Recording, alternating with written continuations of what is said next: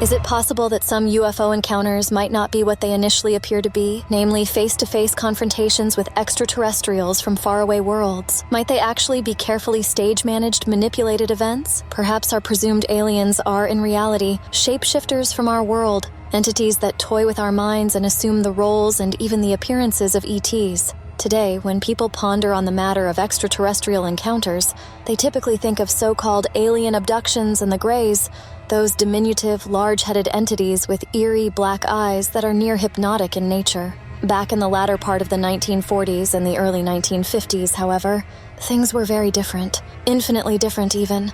Back then, the Greys were in the sights of precisely no one at all. That's not to say people weren't encountering aliens, however. They most assuredly were. Back then, however, they were known as the Space Brothers. They were very human-looking aliens, sometimes slightly shorter in stature than us, and occasionally reaching heights of around 7 feet. They wore long robes or silver outfits, similar to the clothing worn by fighter pilots, and their message was always the same. They were deeply concerned by our growing nuclear arsenals and wished us to lay down our weapons and live in peace and harmony with one another. Some chance of that happening anytime soon, and those who were taken up by the Space Brothers were known as the contactees. Among the more well-known of all the contactees were George Adamski, whose 1952 book Flying Saucers Have Landed became a huge hit with not just UFO devotees but with the public too. George Van Tassel, who attracted significant FBI attention as a result of his UFO claims, and Frank Stranges, who maintained that human-like ETs had infiltrated the Pentagon. And then there were the lesser-known contactees, one of whom is central to the story that this particular chapter is focused on. His name was Orfeo Angelucci. Although a fairly minor cog in the contactee wheel, Angelucci wrote a number of well-received books, even though they failed to sell in large quantities.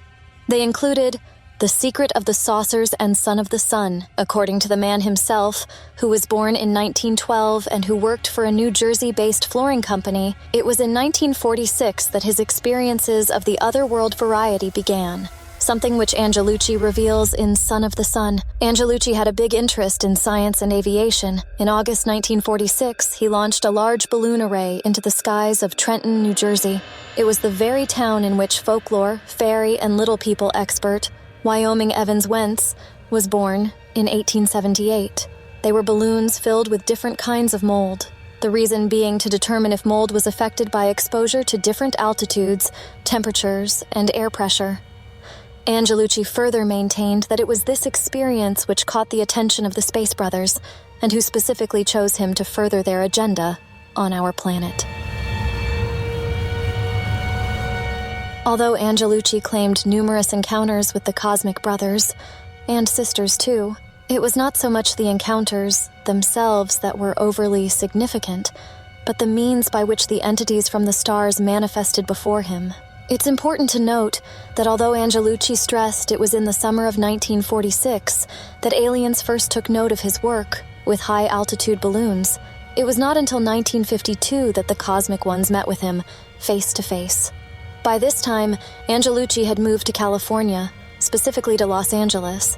May 23, 1952 was the day, or rather the night, on which everything changed for Angelucci.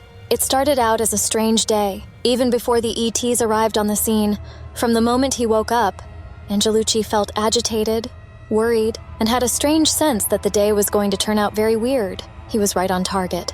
At the time, Angelucci was employed by the Lockheed Aircraft Corporation, which, interestingly enough, George Van Tassel had also been employed at, albeit in the 1940s, and was working a night shift. It was shortly after midnight on the evening in question that Angelucci got in his car and drove home. He didn't know it then, but he was about to have a detour and an experience of a very weird kind. It was as Angelucci crossed a bridge over the Los Angeles River, a bridge that was eerily empty of any other vehicles at the time, that he caught sight of a large blue-colored ball of light that was clearly shadowing him. The beach ball-sized circle of light took a sudden turn, appearing directly in front of Angelucci's car. Shocked to the core, Angelucci slowed his car to practically walking pace and watched, amazed, as two small green balls of light emerged from the larger one and floated towards him. Via telepathy, A booming voice informed Angelucci that he had indeed been watched ever since the day of that fateful balloon launch back in 1946. Angelucci was about to ask a question when the two balls closed in on each other and eventually merging into one larger green light. In mere seconds, the ball changed into the disembodied images of a man and a woman, or, as Angelucci came to learn, the floating heads of a pair of aliens who could pass for you or I. Like so many of the contactees, Angelucci was asked in a noticeable and slightly bullying and patronizing fashion to spread the word of the supposedly utterly benevolent ETs. "We'll be back," they said when all was over, and in slightly Arnold Schwarzenegger fashion. The ball of light raced into the sky, and Angelucci, a nervous character at the best of times, raced home. The aliens were good to their word and arranged a following meeting, again late at night, under Los Angeles' Hyperion Avenue Freeway Bridge. As Angelucci patiently waited, he finally noticed a pair of small balls of green light approaching through the darkness. They were coming. The lights transformed into one single light, described by the man of the hour as something resembling a huge soap bubble that gave off a pale glow. A chummy chat about the universe, destiny, life, death, and even the afterlife followed, although the chat was a strange one, given that Angelucci found himself speaking to a ball of light that spoke back to him. Then suddenly the light was gone, and Angelucci was left to do nothing stranger than head back home. 3 weeks later, and under cover of overwhelming darkness, Angelucci was back at the bridge, as were the two green lights. On this time, however, they shapeshifted into the forms of a man and a woman, whose appearance, said Angelucci, put them both at around the age of 35. The male, entity named Neptune, warned Angelucci that our solar system had been the home to numerous earlier civilizations that had destroyed themselves, and that unless we changed our dangerous ways, we would surely be next on the long and sorry list of casualties. It was for that very reason, Neptune said, that Angelucci should write books on his experiences and get the word out to the public, which he duly and faithfully did, right up until his death in 1993, at the age of 81. It should be known that a 1910 experience related to W.I. Evans Wentz, involving two supernatural entities that manifested out of a pair of glowing balls of light, was almost identical, just as Angelucci did. Indeed, when one compares the 1910 Ireland case, described by W.I. Evans Wentz in the Fairy Faith in Celtic Countries, with Angelucci's experience in 1950 S-era Los Angeles, one sees very little difference between the two. They practically mirror each other. The fact that both Evans Wentz and Angelucci were born in Trenton, New Jersey, makes the story even more bizarre. In July 1952, a very similar encounter to those of Orfeo and Giucci was reported by a man named Carl Hunrath, who, at the time, lived in the city of Racine, Wisconsin. It is a story that is told in a declassified FBI file of 1953 titled Carl Hunrath, and in an article from Me titled Kidnapped by a Flying Saucer. On the morning of the 22nd of the month, Hunrath complained to his local police department about something very weird indeed, something which had occurred just a few hours earlier in the dead of night. Who knows what the cops thought of it all, but it basically went as follows. In the early hours of a Sunday morning in July, Hunrath's bedroom was flooded with a blinding white light. He immediately sat upright and, as his eyes finally adjusted to the light, he could see in the corner of the room a floating ball of light that had a diameter of about 4 feet. Hunrath could only stare in shock and awe. Then something amazing and terrifying happened. The glowing ball transformed into a well-dressed man in black, and Hunrath found himself temporarily paralyzed. The man then proceeded to pump Hunrath's right arm full of chemicals, which rendered him into a distinctly altered state of mind, and proceeded to tell him that he had been chosen to play a significant role in the alien mission on Earth. A very groggy Hunrath could only look on from his bed as the somewhat foreign-sounding but now perfectly human-appearing alien told him, "I am Bosco. You have been chosen to enter our Brotherhood of Galaxies." The suit and tie-wearing Bosco advised Hunrath that the brothers from beyond were deeply worried by our warlike ways, and so action had to be taken against those dastardly elements of the human race that wanted to spoil everyone else's fun. There was not to be any "the day the Earth stood still" style ultimatum for one and all, however. Nope. The aliens wished to recruit sympathetic humans to aid their righteous cause, or more correctly, get someone else to do all of their dirty work while they lurked safely in the shadows. And as Hunrath came to quickly realize, he was now one of the chosen few. But there was more. Bosco, via what Hunrath said were occult techniques, downloaded into his mind countless amounts of data on how to build a terrible weapon that had the ability to destroy aircraft. Specifically, the aircraft of the U.S. military, who the Space Brothers viewed as being just about as dangerous to world peace as the dastardly commies. "I am Bosco, and that will be its name too," boomed the alleged alien, in reference to the device that he wanted Hunrath to not just build, but also deploy. Far too stunned and drugged to move, Hunrath could only watch in a mixture of befuddlement and shock, as Bosco then turned on his heels and left for his, one might be inclined to assume after an experience like that, flying saucer. There was no amazing beam-me-up Scotty type exit for Bosco, however.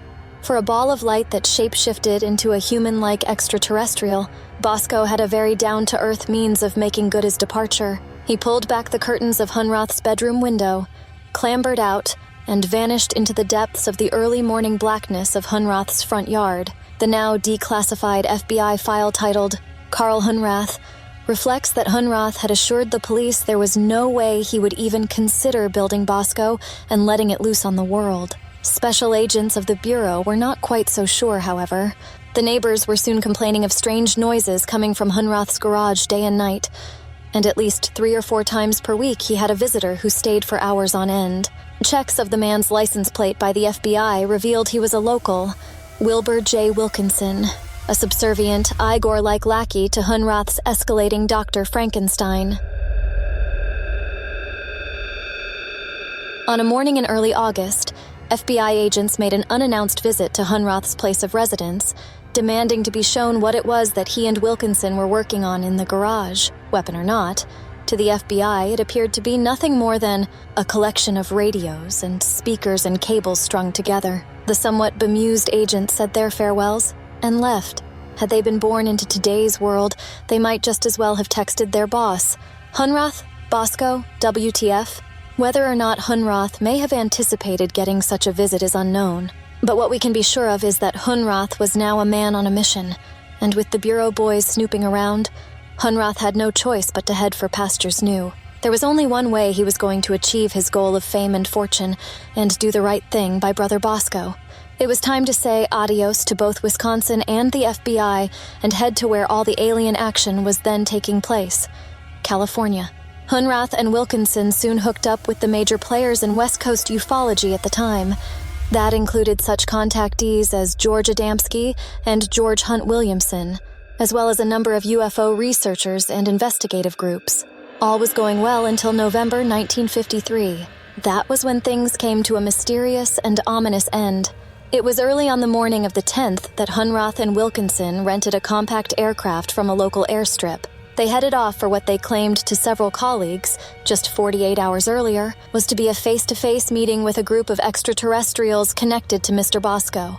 Although the pair was seen taking off from the airstrip and headed in a direction that would have set them on a course for Palm Springs and Joshua Tree, they were never seen again. Despite extensive searches by the emergency services, Hunrath and Wilkinson were not found. No wreckage of the aircraft was ever found either, and Wilkinson's wife never heard from her husband again. They were gone, as in forever.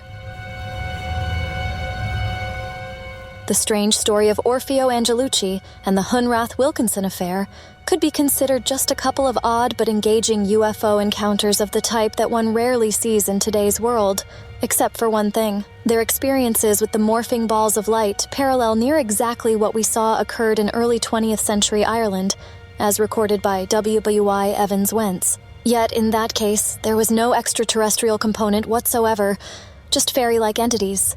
This begs a very important question. Are the balls of light native to our world, rather than extraterrestrial? Probably, yes. That being so, perhaps their incredible ability to shapeshift allows them to toy with, manipulate, and tantalize the human race for bizarre and obscure reasons that might be born out of a decidedly deranged sense of humor. Maybe they enjoy passing themselves off as hair-covered Bigfoots, as ETs, and as fairies and amazing and terrifying us in the process. For one simple reason: because they can.